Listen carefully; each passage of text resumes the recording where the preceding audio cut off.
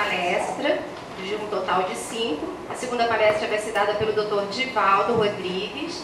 Ele vai falar do papel da adjuvância no câncer gástrico.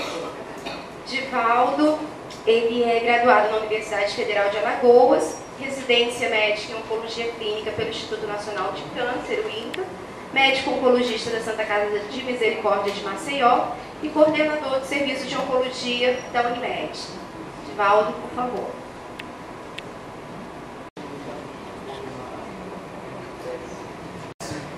Bom dia a todos.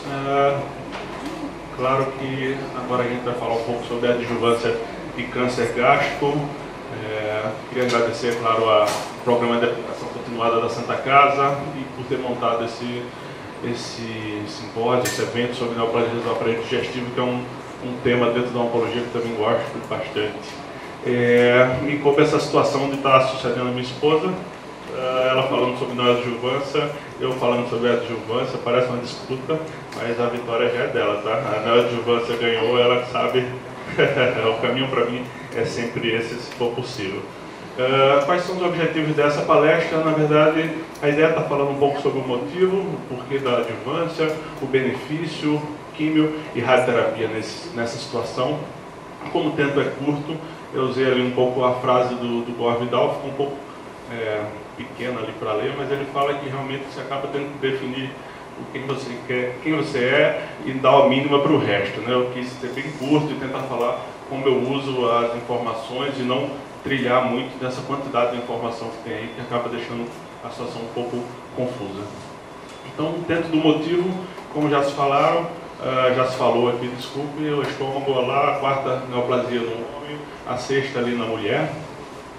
As curvas de sobrevida, então se a gente pega o paciente em estádio 1, já tem uma sobrevida de 5 anos de 70%. Quando você pega ali o estadiamento 3, você já vai para perto de 20% de sobrevida em 5 anos. Então é um tumor que tem uma mortalidade muito grande, precisa realmente de um tratamento complementar, efetivo.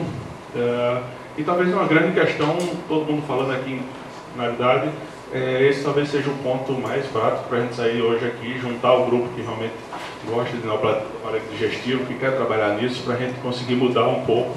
Esse paciente normalmente entra pelo componente, o laser aqui não está mais funcionando, mas ele entra pelo caminho da cirurgia, isso de forma mais frequente, o câncer de estômago, e talvez a gente tenha que repensar se não seria interessante não tirar a cirurgia, não diminuindo o papel da cirurgia, não tem cura sem ela, mas a gente mudar a entrada desse paciente para um ambiente multidisciplinar, onde a gente possa definir melhor o trajeto desse paciente.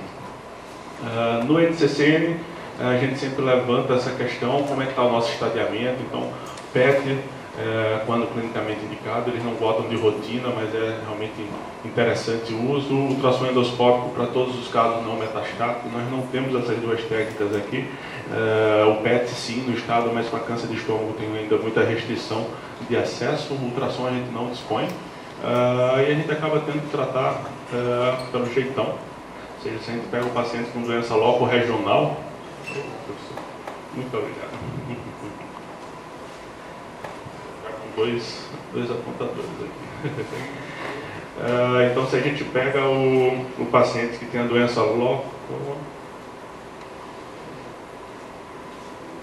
Também não. Acho que sou eu.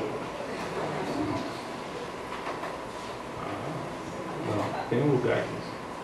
Obrigado. Se a gente pega o paciente com a doença loco-regionalmente avançada, ou com a doença loco-regional não metastática, ou não realmente aqueles casos raros, mais iniciais ali de T1, T1A, T1S, a gente vai pensar em como tratar esse paciente, e isso passa normalmente pela laparoscopia. Vamos tentar estadiar com o cirurgião, fazendo a laparoscopia, como o Flávia colocou. Até 30% dos pacientes que se acredita que a doença está realmente localizada, pode ter algum achado da laparoscopia que mude o fluxo desse doente. Nesse doente que já foi estadiado pela laparoscopia, a gente começa a pensar se ele está apto para aguentar uma cirurgia, um T2 ou maior, qualquer doente com N positivo. A chave se abre aqui, a gente tem a cirurgia como uma opção, mas no próprio NCCN, apesar dessa comparação não ser tão bem nítida, isso para mim não é, o tratamento pré-operatório ou perioperatório com quimioterapia, que foi o termo que o Flávio falou, ela recebe uma categoria maior, categoria 1. Então seria o fluxo talvez prioritário para esse paciente, mas a cirurgia não deixa de ser uma abordagem correta e possível nessa situação, o nível de evidência de 2A, então em dúvidas, qualquer um dos dois, podendo predispor um melhor método, talvez a perioperatória com a quimioterapia. Mas vamos falar sobre a adjuvância, né? Onde foi que se mostrou o benefício, tiveram diversos trabalhos negativos, mas onde isso começou a virar um standard de forma mais rotineira. Tá ótimo, obrigado. Então a ideia da gente seria voltar a mostrar o benefício aqui com a quimio-radioterapia. Então esse foi o estudo de McDonald, publicado desde 2001, já tem uma análise dele de 10 anos aí de sobrevida de acompanhamento, onde as curvas continuaram distantes, mostrando o benefício do paciente que foi operado, ressecado de forma curativa e fez a quimio e a radioterapia após.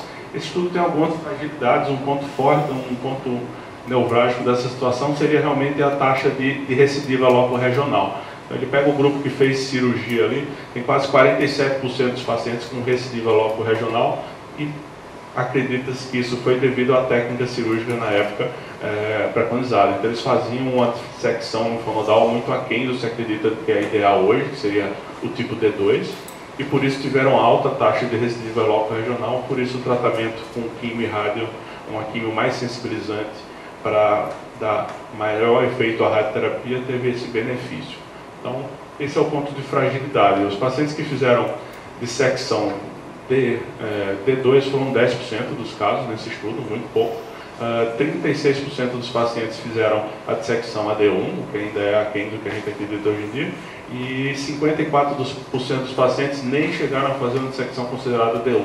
Então deixaram muito doença provavelmente loco-regional, por isso que o tratamento conseguiu atingir essa significância. É claro que isso virou um padrão, ou seja, se melhorou a dissecção de lá para cá, mas o tratamento adjuvante com quimio-rádio ainda é uma opção forte. Tem todo um temor da tolerância desse tratamento, ou seja, 64% dos pacientes apenas conseguiram completar o tratamento, ou seja, um terço provavelmente não conseguiu completar por conta da toxicidade, mas isso é muito próximo do que a gente vê mesmo com quimioterapia adjuvante, 70 e poucos por cento.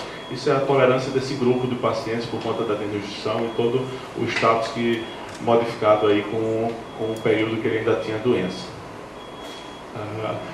E aí, será que num contexto ideal, com ressecção AD2, a gente ainda precisa fazer a quimio e a radioterapia? Será que a gente consegue tirar a rádio? Já os radioterapeutas vão vir falar o contrário do que eu vou dizer, mas realmente a informação, esse estudo é o ARTIST, é um estudo que realmente usou os pacientes que tinham feito dissecção AD2 e fizeram um tratamento adjuvante com quimioterapia e radioterapia, baseado num esquema que a gente usa que é capecitabina e platina, é um esquema relativamente bem tolerado para os pacientes de câncer de estômago, e eles não conseguiram atingir significância desse acréscimo da radioterapia à quimioterapia. Então, um grupo fazia só quimio, outro grupo fazia quimio e radioterapia, e as curvas se sobreporam praticamente. Tem uma análise desse subgrupo que conseguiu ver que nos pacientes que tinham um linfonodo realmente positivo, esse grupo, as curvas se distanciaram, mas como não era o objetivo primário do estudo, tem o ARTIST-2, que é um estudo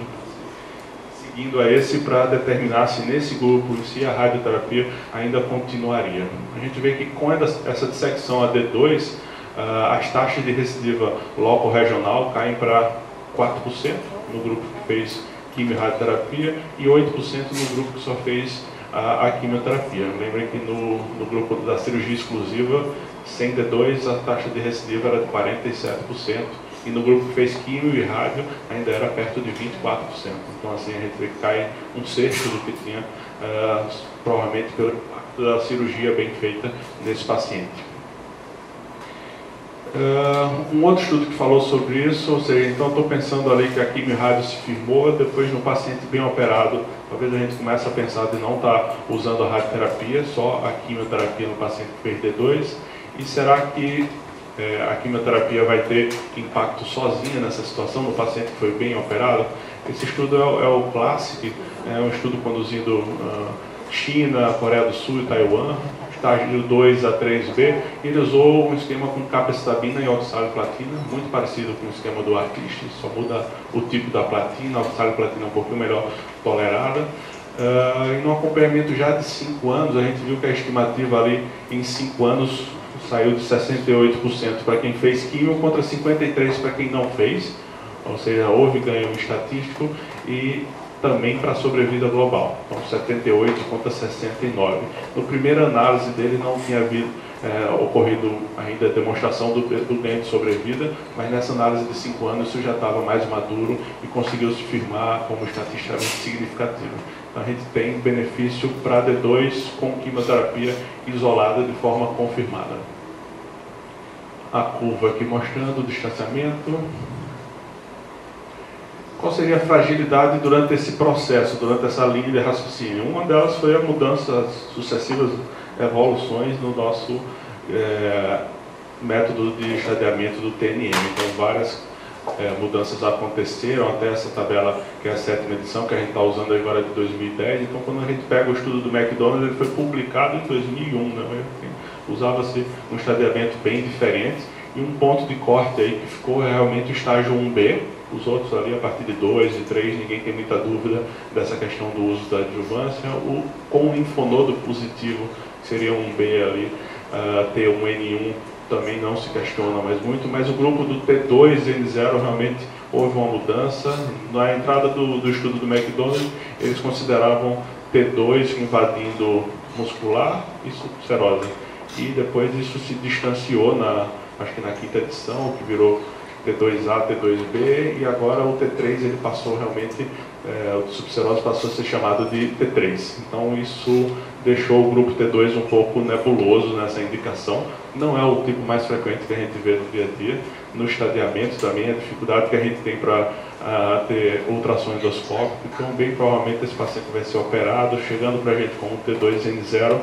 Tem análise de dados americanos, do CIR, que eles tentam dizer qual é o paciente que vai ter uma sobrevida pior, tendo esse T2 na patologia. Então eles pegam pacientes que têm mais de 60 anos, que têm tumor de alto grau, pacientes que têm tumores maior do que 5 centímetros, e esse grupo, quando há 2 desses critérios, que o terceiro critério, quarto critério que eu não estou lembrando, mas eles colocam esse paciente para fazer o tratamento adjuvante.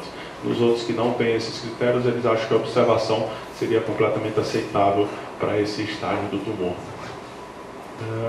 Outra forma de selecionar o paciente, já vindo agora para métodos um pouco mais modernos, no caso da determinação do gene do ER2 no câncer gástrico, a gente já viu isso no tratamento paliativo, né, doença metastática, que o acréscimo do ER2 à quimioterapia tradicional, o estudo do TOGA mostrou benefício, então se começou a fazer isso de forma mais rotineira, e eles pegaram os dados do estudo do McDonald e fizeram análise, claro, retrospectiva, e se demonstrou ali nas curvas que os pacientes que tinham o ER2 positivo, era 10% desse grupo, é um grupo pequeno, análise retrospectiva, as curvas se misturaram, então parecia que nesse grupo com ER2 positivo, o uso daquele tratamento com quimio e radioterapia não tinha muito benefício.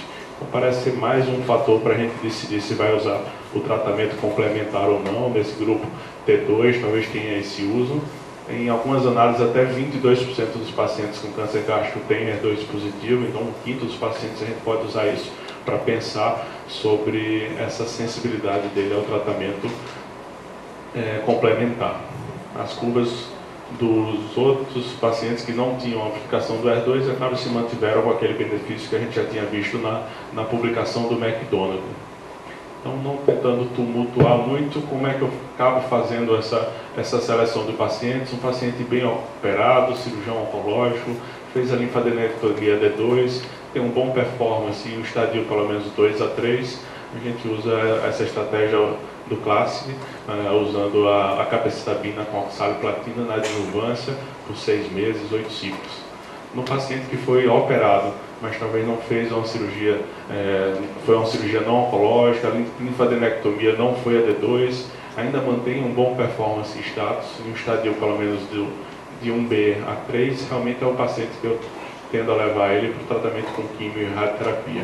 O R2 entraria o não amplificado, mas isso já é uma seleção muito mais individualizada, provavelmente para aquele grupo T2 N0 que entra ali no 1B, e você está realmente em dúvida se vai precisar passar por esse trajeto todo aí para beneficiar o paciente. Foi isso. Corri para dar tempo. Obrigado.